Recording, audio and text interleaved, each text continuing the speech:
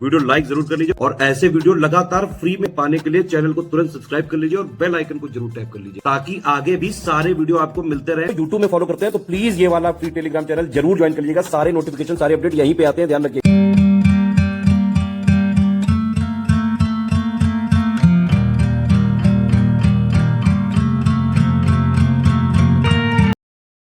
Bilingual format में Uttarakhand special नवंबर month 2024 current affair complete करेंगे इस पर्टिकुलर वीडियो में। यूकेपीएससी अपर प्रीलिम्स एग्जाम के लिए, यूकेपीएससी लोअर प्रीलिम्स एग्जाम के लिए, यूकेपीएससी अपर मेंस के लिए हमारे पेड ग्रुप चल रहे हैं। इन गिवन नंबर्स में से किसी भी एक पर व्हाट्सएप मैसेज करके अधिक जानकारी आप प्राप्त कर सकते हैं। अपॉइंटमेंट सेक्शन पे आ जाएंगे। श्री शत्रुघ्न सिंह, जो समान नागरिक संहिता अधिनियम आया है उत्तराखंड में, उसके प्रभावी कार्यान्वयन के लिए यानी इम्प्लीमेंटेशन के लिए एक समिति गठित की गई, उसके अध्यक्ष हैं ये। Chairperson of the committee constituted for effective implementation of UCC. UCC जो लागू हुआ है उत्तराखंड में, उसको इम्प्लीमेंट करने के लिए एक समिति बनी है, उसकी अध्यक्षता करेंगे शत्रुघ्न सिंह। ये समिति यूसीसी लागू करने संबंधित विभागों के वरिष्ठ अधिकारियों और कर्मियों को प्रशिक्षण कराएगी, मार्गदर्शन पोर्टल आदि तैयार करेगी और परामर्श सहायता देगी, क्योंकि यूसीसी लागू करने में बहुत सारी चीज़ें अब बदल जाएंगी।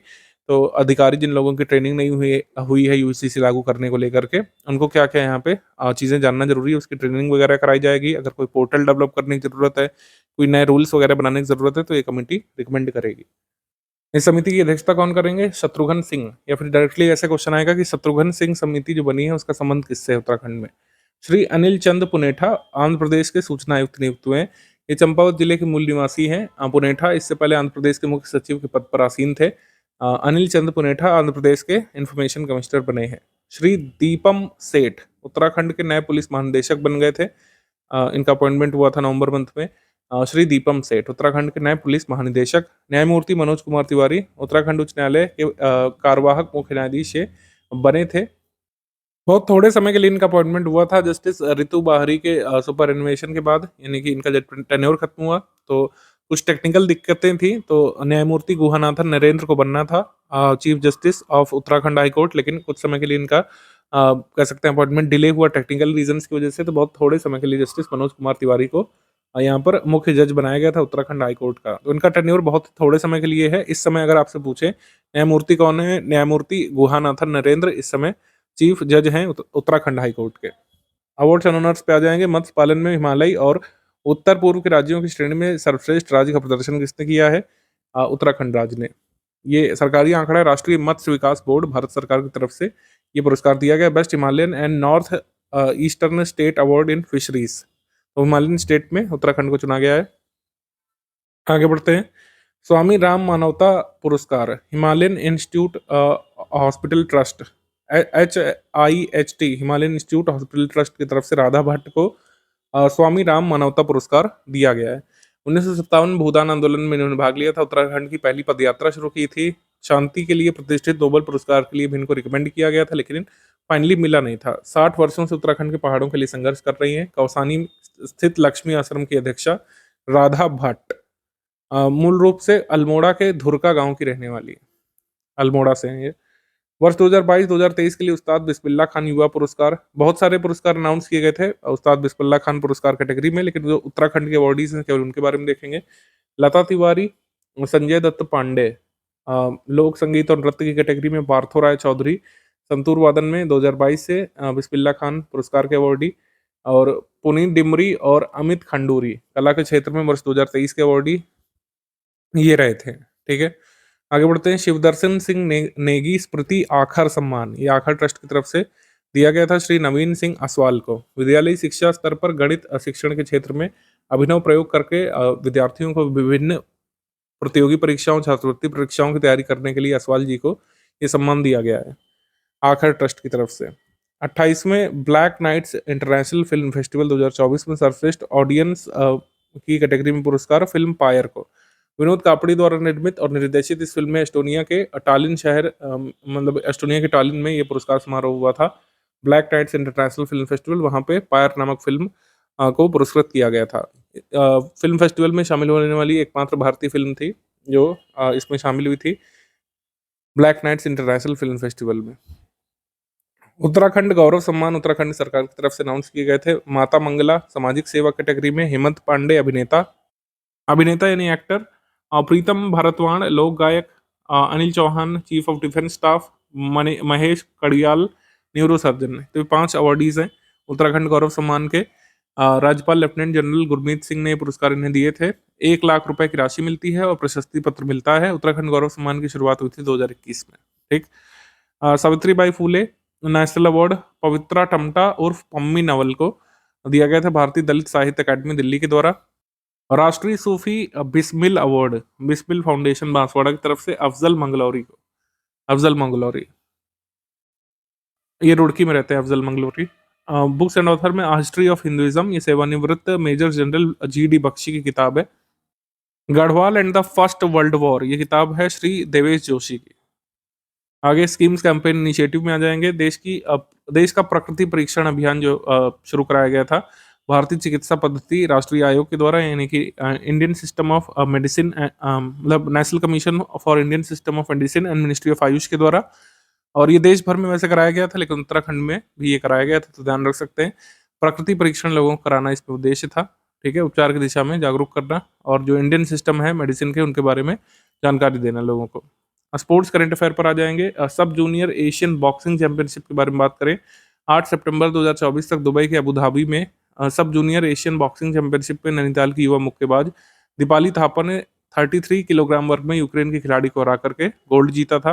अखिल भारतीय स्वर्गीय अमर सिंह मेघवाल महिला क्रिकेट टूर्नामेंट 18 से 24 नवंबर 2024 तक इस क्रिकेट टूर्नामेंट में उत्तराखंड की टीम ने मध्य प्रदेश की महिला टीम को हरा करके खिताब जीता था।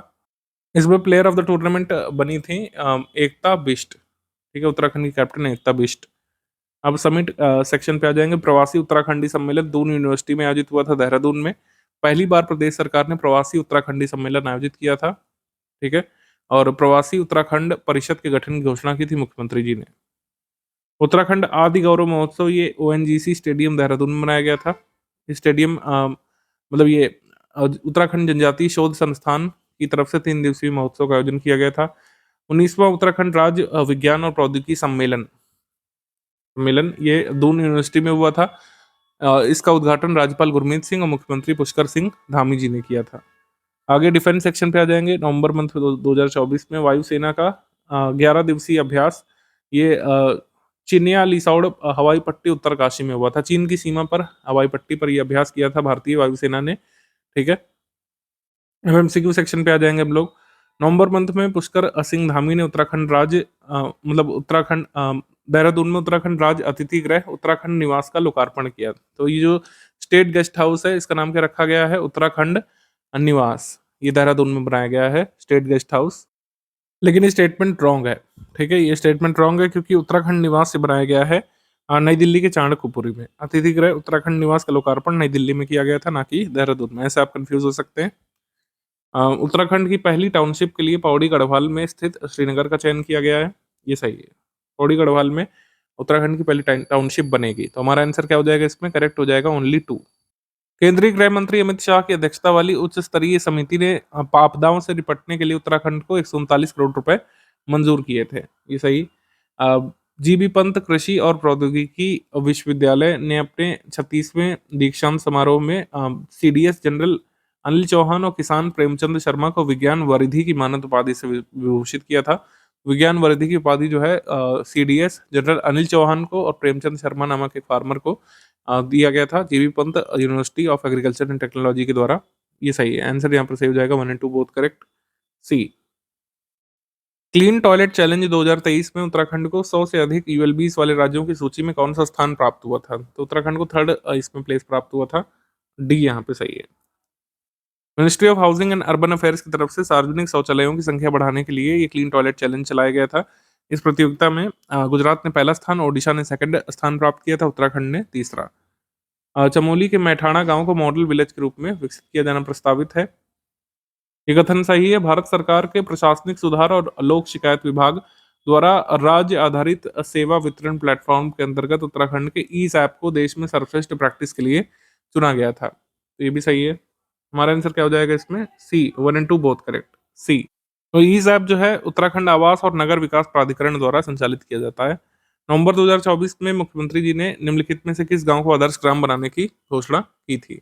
सारकोट विलेज को। सरकोट विलेज को।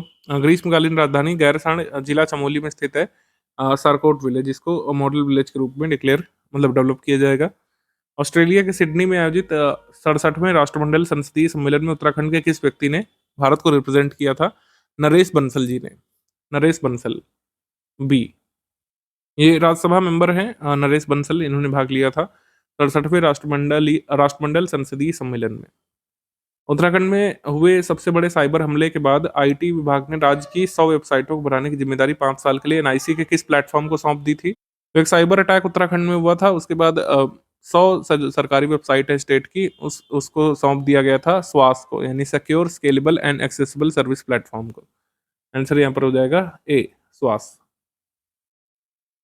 आगे है, निम्नलिखित में से उत्तराखंड का कौन सा न्यायालय देश का पहला पेपरलेस कोर्ट बन गया है? ये बना है नैनीताल डिस्ट्रिक्ट कोर्ट। नैनीताल के बाद हरिद्वार और उधम सिंह नगर जिला न्यायालयों को अब डिजिटल बनाए जाने का प्रस्ताव है। नैनीताल जिला न्यायालय पहला बना है, first paperless court of India. National commission for Indian system of medicine की ओर से जारी किए गए आयुर्वेद कॉलेजों की ए ग्रेड की रेटिंग में उत्तराखंड का कौन सा संस्थान शामिल किया गया है? तो पतंजलि भारतीय आयुर्वेद और शोध संस्थान हरिद्वार में जो स्थित है उसको शामिल किया गया है ए ग्रेड की रेटिंग में। सी यहाँ पे सही है।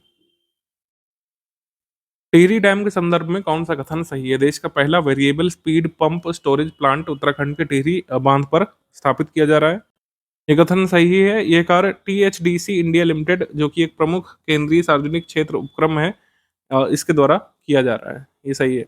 दोनों स्टेटमेंट यहाँ पर करेक्ट है। आंसर यहाँ पर हो जाएगा C, both 1 and 2 correct. India first variable speed pump storage plant ये कहाँ पर लगाया गया है? टिहरी डैम में, उत्तराखंड में, टीएचडीसी इंडिया लिमिटेड के द्वारा। उत्तराखंड की पहली जौनसारी फीचर फिल्म कौन सी है? पहली जौनसारी फीचर फिल्म है मेरे गांव की बाट। मेरे गांव की बाट, ऑप्शन नंबर बी यहाँ पे सही है। उत्तराखंड में निम्नलिखित में से किस जिले में राष्ट्रीय औद्योगिक गलियारा विकास कार्यक्रम द्वारा एक स्मार्ट औद्योगिक क्षेत्र विकसित किया जाएगा?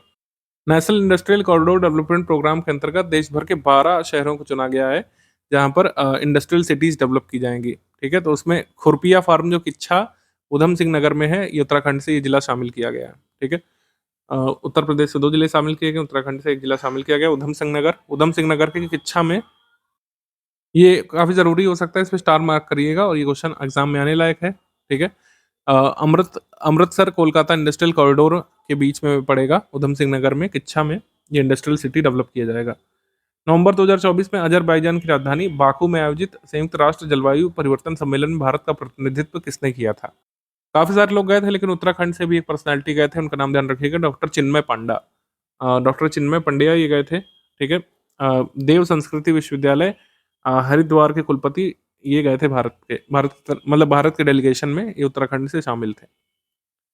मसूरी के प्रसिद्ध पर्यटन स्थल कंपनी गार्डन का परिवर्तित नाम क्या है? मसूरी का जो कंपनी गार्डन है, इसका नाम बदल करके रख दिया गया अटल उद्यान। ठीक है, तो ये ब्रिटिशर्स ने नाम रखा था कंपनी गार्डन, इसको अटल उद्यान नाम रख दिया गया है। डॉक्टर एच फॉकनर ने 1842 में कंपनी गार्डन की स्थापना की थी। इससे पहले म्यूनिसिपल गार्डन भी कहा जाता था, बाद में इसका नाम कंपनी गार्डन कर दिया गया था ब्रिटिशर्स के द्वारा, अब अटल उद्यान के नाम से जाना जाएगा। कौन सा कथन इसमें रॉन्ग है? 6वीं शताब्दी के ब्रह्मपुर राज्य के पौरव नरेश विष्णुवर्मन का शिलालेख महड़ गांव चमोली से प्राप्त हुआ है। ठीक है, ये करेक्ट है।